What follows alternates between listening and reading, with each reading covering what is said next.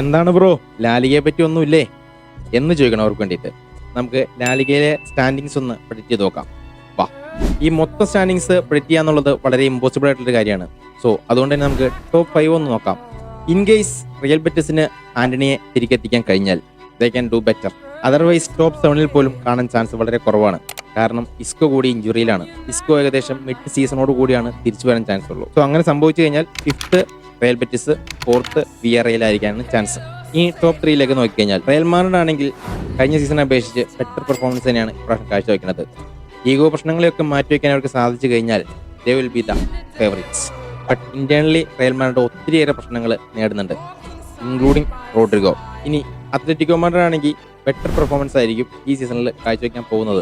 കഴിഞ്ഞ കളി point drop ചെയ്തൊന്നും നിങ്ങൾ നോക്കേണ്ട ആവശ്യമില്ല, കാരണം അതിൽ 5 പ്ലേയേഴ്സും ന്യൂ സൈനിങ്ങളായിരുന്നു.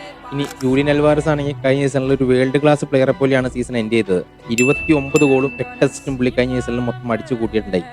മേ ബി ഈ സീസണിലും അതേ പെർഫോമൻസ് കാഴ്ചവെക്കാൻ കഴിഞ്ഞാലും പുതിയ സൈനികൾക്കൊക്കെ പ്രതീക്ഷയ്ക്ക് ഉയരാൻ കഴിഞ്ഞാലും they will be stronger.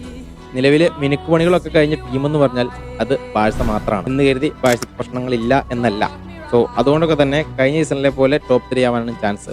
3rd Atletico, 2nd Real Madrid, 1st Barca.